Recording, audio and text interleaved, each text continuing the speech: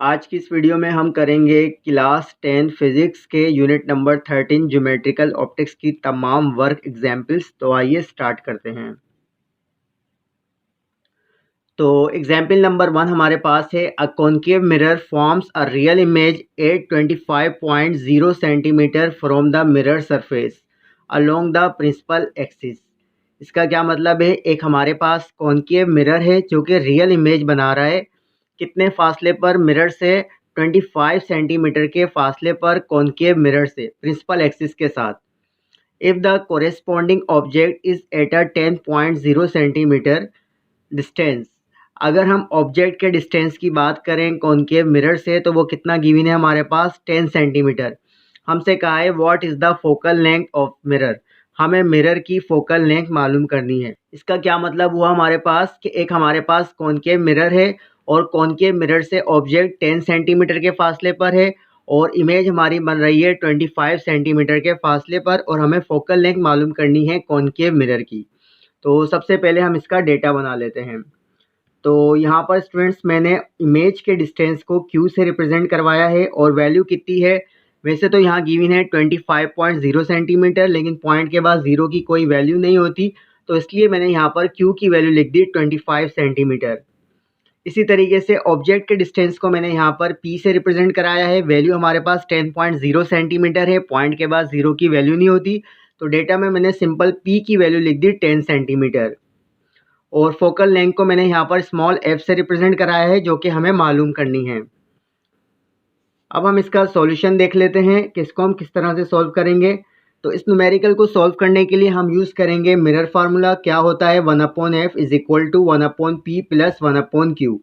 हमें focal length मालूम करनी है तो p और q की हम वैल्यूज पुट कर देते हैं। तो स्टूडेंट्स मैंने p की वैल्यू पुट की 10 और q की वैल्यू मैंने पुट की 25। अब हम 10 और 25 का एलसीएम लेंगे। तो जब हम 10 और 25 का एलसीएम लेंगे तो एलसीएम हमारे पास आ जाएगा 50। 10 के टेल में 50 आता है किससे? 5 से। 5 को 1 से मल्टीप्लाई करेंगे, 5 1 ज़ा 5, प्लस की साइन लगाएंगे। 25 के टेल में 50 आता है 2 से, तो 2 को हम मल्टीप्लाई करेंगे 1 से, तो हमारे पास हो जाएगा +2। तो 5 + 2 डिवाइड बाई 50 हमारे पास वैल्यू क्या आ जाएगी? 7 डिवाइड बाई 50। अब हम क्या करेंगे? इसे अरेंज करके लिखते हैं। अगर मैं इसको रीअरेंज करूं फोकल लेंथ के लिहाज से तो f की वैल्यू हमारे पास आ जाएगी 50 डिवाइड बाय 7। या आप ऐसे कह लो कि अगर हम क्रॉस मल्टीप्लिकेशन कराएंगे तो f हमारा बराबर हो जाएगा 50 डिवाइड बाय 7 के। और फाइनली हम क्या करेंगे? 50 को डिवाइड करेंगे 7 से, तो हमारे पास फोकल लेंथ की वैल्यू आ जाएगी 7.14 सेंटीमीटर। तो ये हो गया हमारे पास सॉल्यूशन वर्क एग्जाम्पल नंबर 1 का। अब स्टूडेंट्स हम देख लेते हैं example number 2। The refractive index of the diamond is 2.42। हमसे कहा है कि हमारे पास डायमंड है और डायमंड का रिफ्रैक्टिव इंडेक्स बताया है 2.42। आगे हमसे कहा है what is the speed of light in diamond. Diamond में स्पीड ऑफ लाइट क्या होगी हमें मालूम करनी है। तो डेटा बना लेते हैं स्टूडेंट्स। रिफ्रैक्टिव इंडेक्स को आपको पता होगा कि रिफ्रैक्टिव इंडेक्स को हम रिप्रेजेंट करवाते हैं स्मॉल एन से। तो रिफ्रैक्टिव इंडेक्स की वैल्यू कितनी गिवन है डायमंड के लिए? 2.42। तो एन की वैल्यू मैंने यहाँ पर डेटा में लिख दी 2.42। स्पीड ऑफ लाइट हमारे पास कांस्टेंट होती है। क्या वैल्यू है? 3 मल्टीप्लाई बाय 10⁻8 मीटर पर सेकेंड। और स्पीड ऑफ लाइट को मैंने यहाँ पर रिप्रेजेंट करवाया है सी से। और हमें स्पीड ऑफ लाइट मालूम करनी है डायमंड की कि जब रे ऑफ लाइट आप कह लो कि रियर मीडियम से डेंसर मीडियम में एंटर हुई, यानी एयर से डायमंड में एंटर हुई, तो स्पीड ऑफ लाइट डायमंड में कितनी थी? वी की वैल्यू हमें मालूम करनी है। अब हम इसका सॉल्यूशन देख लेते हैं कि इसको सॉल्व करने के लिए हम कौन सा फार्मूला यूज़ करेंगे। तो इस प्रॉब्लम को सॉल्व करने के लिए स्टूडेंट्स हम यूज़ करेंगे रिफ्रैक्टिव इंडेक्स का फार्मूला। क्या होता है हमारे पास? n is equal to c divide by v. n हमारा यहाँ पर रिफ्रैक्टिव इंडेक्स है, c हमारी स्पीड ऑफ लाइट है एयर के अंदर, और हमारा यहाँ पर शो कर रहा है v किसको? Speed of light in diamond. अब हम इस फार्मूले को अरेंज कर लेते हैं v के लिहाज से, क्योंकि हमें v मालूम करना है। तो n और v की हम क्या करेंगे? पोजीशन को इंटरचेंज करेंगे। तो v के लिहाज से जब हम इस फार्मूले को रीअरेंज करेंगे तो v का फार्मूला हो जाएगा c डिवाइड बाय n। अब हम c और n की वैल्यूज पुट कर देते हैं।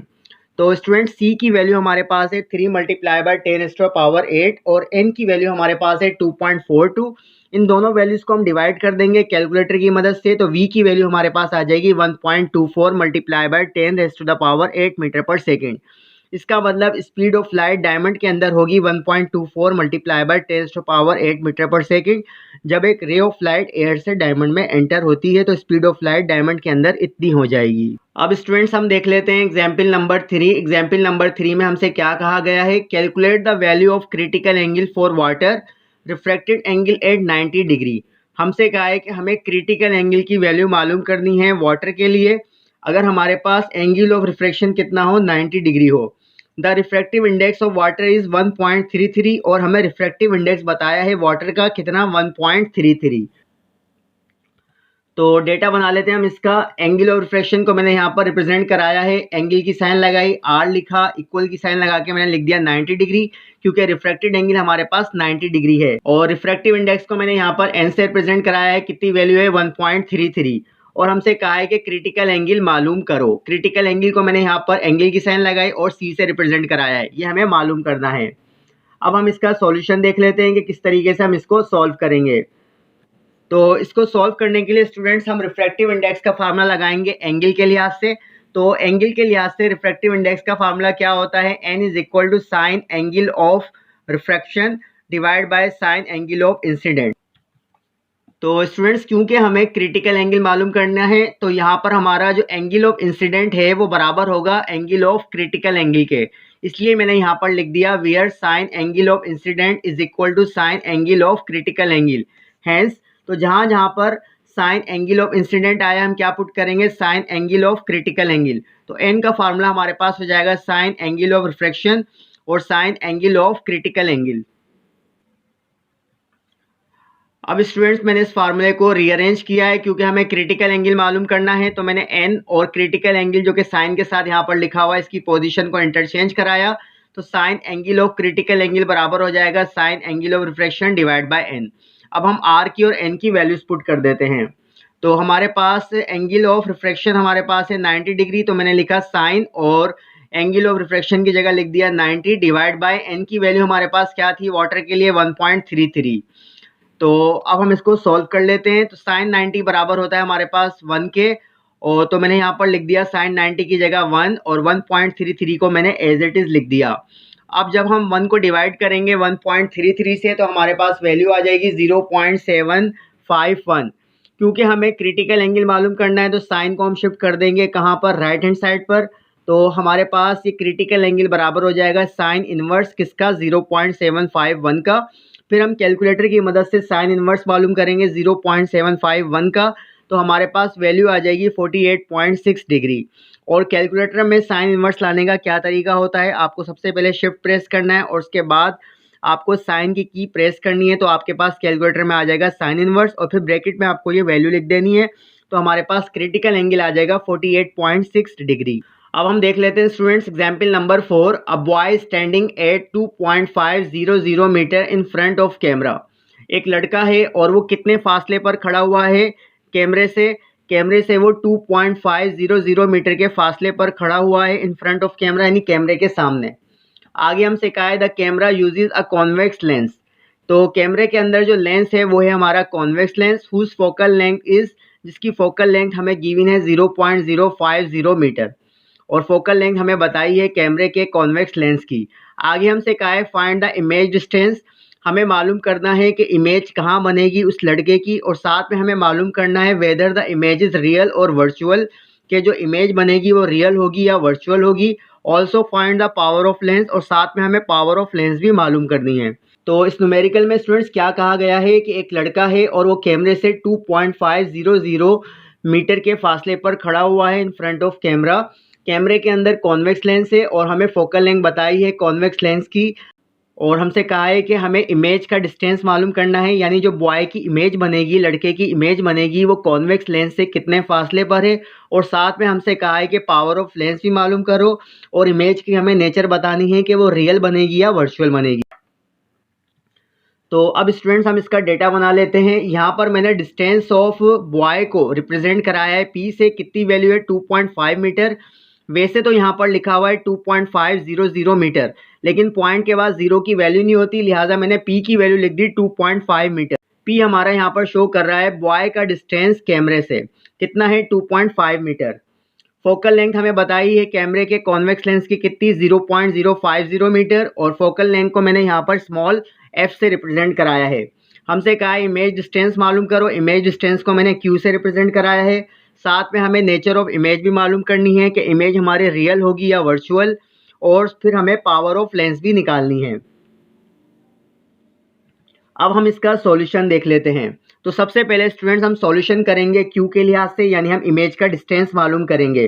तो इमेज का डिस्टेंस मालूम करने के लिए हम यूज़ करेंगे लेंस फार्मूला। क्या होता है 1/f is equal to 1/p plus 1/q। अब हम इस फार्मूले को अरेंज कर लेते हैं क्यू के लिहाज से। तो 1/q को हमें पॉजिटिव रखना है, 1/p यहाँ पर पॉजिटिव है, अगर हम इसको लेफ्ट हैंड साइड पर शिफ्ट कर देंगे तो नेगेटिव हो जाएगा।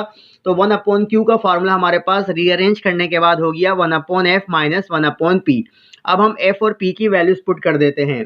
तो स्टूडेंट्स f की वैल्यू हमारे पास थी 0.05 और p की वैल्यू थी हमारे पास 2.5। अब हम 0.05 और 2.5 का एलसीएम ले लेंगे। तो एलसीएम हमारे पास आ जाएगा कितना 2.5।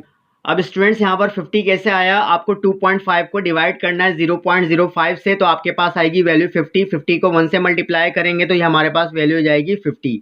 माइनस की साइन लगाएंगे, फिर हम 2.5 को 2.5 से डिवाइड करेंगे तो 1 आएगा, 1 को 1 से मल्टीप्लाई करेंगे तो 1 ही हो जाएगा।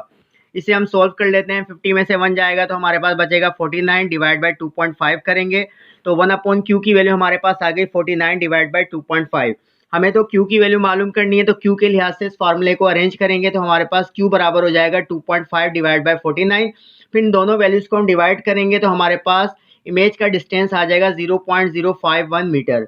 अब क्योंकि स्टूडेंट्स हमारे पास q की वैल्यू पॉजिटिव है, इसका मतलब जो इमेज हमारी बनेगी वो रियल होगी और इन्वर्टेड होगी। साथ में हमसे कहा था कि पावर ऑफ लेंस भी निकालें, तो पावर ऑफ लेंस को निकालने का फार्मूला होता है p is equal to 1/f। p हमारा यहाँ पर शो कर रहा है पावर ऑफ लेंस को और f हमारा शो कर रहा है फोकल लेंथ को। f की वैल्यू हम पुट करेंगे, क्या है हमारे पास f की वैल्यू 0.05, तो 1 को डिवाइड करेंगे 0.05 से, तो हमारे पास पावर ऑफ लेंस आ जाएगी 20 डायोप्टर। और स्टूडेंट्स आप यहाँ पर एक बात याद रखना कि पावर ऑफ लेंस का जो यूनिट होता है वो होता है डायोप्टर। अब स्टूडेंट्स हम देख लेते हैं सेल्फ असेसमेंट प्रॉब्लम, जो कि एक ही गिवन है यूनिट नंबर 13 में। क्या है फाइंड द इमेज डिस्टेंस। हमें इमेज डिस्टेंस मालूम करना है एक ऑब्जेक्ट का, place 20 centimetre in front of a convex lens. और वो ऑब्जेक्ट कहाँ पर रखा हुआ है 20 सेंटीमीटर के फासले पर रखा हुआ है कॉन्वेक्स लेंस से, और जबकि फोकल लेंथ हमें बताइए कॉन्वेक्स लेंस की कितनी 17 सेंटीमीटर। तो डेटा बना लेते हैं स्टूडेंट्स। यहाँ पर हमने ऑब्जेक्ट के डिस्टेंस को हमने p से रिप्रेजेंट कराया है, कितनी वैल्यू है 20 सेंटीमीटर। फोकल लेंथ को f से रिप्रेजेंट कराया है, कितनी वैल्यू है 17 सेंटीमीटर। और q हमें मालूम करना है, यानी इमेज का डिस्टेंस हमें मालूम करना है। तो सॉल्यूशन देख लेते हैं। इस प्रॉब्लम को सॉल्व करने के लिए हम यूज़ करेंगे लेंस फार्मूला। क्या होता है 1/f is equal to 1/p plus 1/q। अब हम इस फार्मूले को अरेंज करेंगे 1/q के लिहाज से, तो हमारे पास ये हो जाएगा 1/f माइनस 1/p। f और p की वैल्यूज पुट कर देते हैं। f की जगह मैंने रखा 17 और p की जगह मैंने रखा 20। अब हम इसका एलसीएम ले लेते हैं। तो 17 और 20 का जब आप एलसीएम लोगे तो हमारे पास वैल्यू आएगी 340। 340 को आप डिवाइड करना किससे 17 से, तो आपके पास आएगा 20। 20 को 1 से मल्टीप्लाई करेंगे तो 20 ही आ जाएगा, माइनस की साइन लगाएंगे। 340 को डिवाइड करेंगे 20 से तो हमारे पास वैल्यू आ जाएगी 17। 17 1 17 होता है। 20 में से जब हम सब्ट्रैक्ट करेंगे 17 को तो हमारे पास वैल्यू आ जाएगी स्टूडेंट्स कितनी 3 डिवाइड बाय 340। अब हम इसको अरेंज कर लेते हैं। तो Q के लिहाज से हमारे पास वैल्यू हो जाएगी 340 डिवाइड बाय 3। जब हम इसको डिवाइड करेंगे 340 को 3 से जाएगी 113.3 सेंटीमीटर। तो स्टूडेंट्स इस वीडियो के अंदर हमारे पास जितने भी न्यूमेरिकल्स थे, यानी वर्क एग्जाम्पल और साथ में self assessment problems unit number 13 के क्लास 10 फिजिक्स के, वो सारे के सारे हमने कर लिए। लिहाजा आज की इस वीडियो में इतना ही, फिर मिलेंगे। अल्लाह हाफिज़।